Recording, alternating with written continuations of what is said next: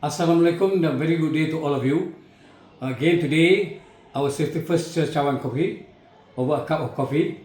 We are going to meet Mr. Dr. Gun of Columbia Asia, Putrajaya. Let's see what he's got to say. He is an ENT specialist, or rather we call it the ORL specialist. Silakan. Good day to everyone. Yeah, thank you Datuk for the introduction and also into this program. Actually, I'm very happy to share what I have ENT or otorhinolaryngologist.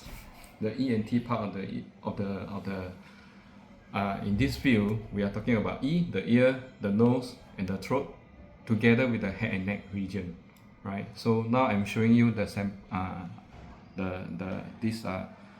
ear and also the nose. Okay, you can see the brief introduction about the ear. This is the pinna, this is the ear canal, this is the part of the external part of the ear together with the eardrum here.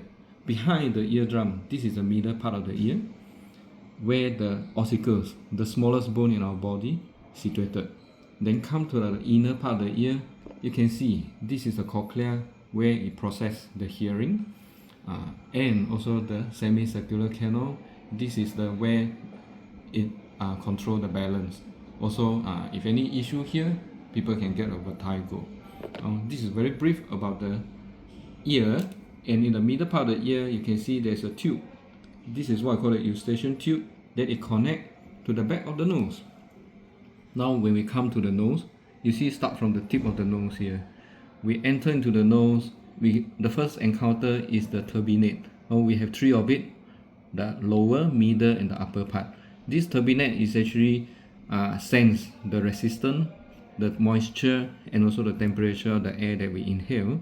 When it go all the way to the back of the nose, this is where the middle, where it connect to the middle ear, the eustachian tube. When the air end in the back of the nose, it will go down into our throat. So this is the part where the tonsils and also our voice box. So after we see the model, now we see the real person. The ear, the nose, including the oral cavity, behind the throat, then the neck region, right? The ear, the pinna, the external part of the ear canal to the eardrum, behind the middle part of the ear, and also the inner part of the ear, right? Then we connect from the nose to the back of the nose, where the back of the nose there connect to the middle part of the ear via this eustachian tube. The air flow from the front all the way to the back, then it go into our throat.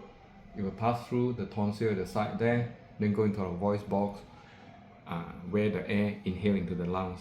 At the back is where the food is swallowed into our esophagus, go to our stomach, right? So let's show you the clinical examination room. 10. Okay, now we are in the examination room here. So you can have a look. This is the endoscope.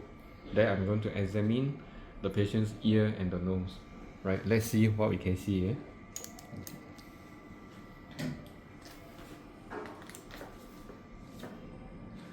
Now you can look, and this is the external ear, right? The pinna, this is the ear canal. It will be further advancing our camera. Deep inside, you can see the ear canal, and that's the eardrum, right? So this ear canal is very nice, clean, just some the flakes of wax, but the eardrum is perfectly normal. 10. So now we go to the patient's right ear.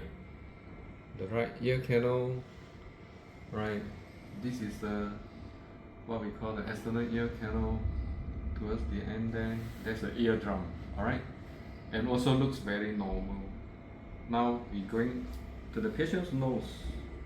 Just now we have a brief about the anatomy, right? So this is how we assess a person's ear, the nose, which is deep inside, which we can't see, right? So with the technology now, we can actually easily assess a person's, this is the right nostril.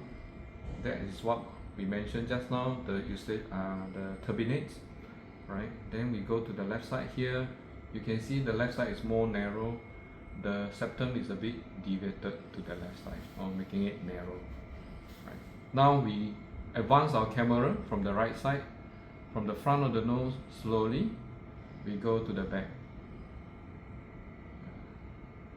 Slowly, slowly. This shouldn't be painful actually, but can be a bit discomfort. Usually I tell the patient, if pain, you'll raise the hand, then we'll stop.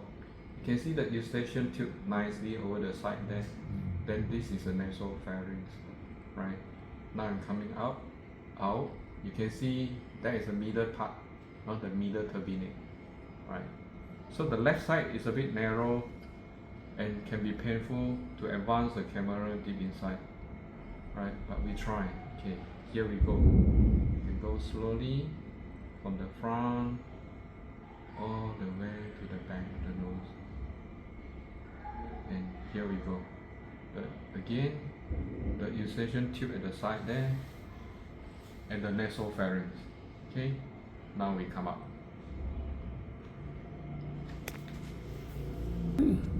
So you see this is another camera or the endoscope, a bit bigger and with a 70-degree angle down. So this is how we examine the patient oral cavity, into the throat and into the voice box. Let's see what we can do. Some patient may gag, but we hope, okay, we can see everything. Okay, you just open your mouth, put your tongue out, say eh. You can see very nicely the tonsil at the side there. Can you say ee? Wow, fantastic. You can see the voice box. Can you breathe? Perfect. You can see the voice box is actually moving. Open and close. When we phonate means when we speak, the vocal fold, it will close. When we breathe, it will opens up. When it opens up, you look deep inside, you can see your trachea, means our windpipe, and go to our bronchus, go to our lungs. Right? So perfectly, we can see everything throughout this camera. Good. She is very well normal, everything good. Well, after the assessment, the introduction about the anatomy and the real person, endoscopy to assess all the ear, nose and throat part. I hope my explanation of everything is very clear, or everyone understand what the ENT do and how we assess all the parts that deep inside the nose, especially the part that which in those days very difficult to assess. Hope you all can get the benefit of what I'm doing today. Thank you so much. Thank you, Datuk.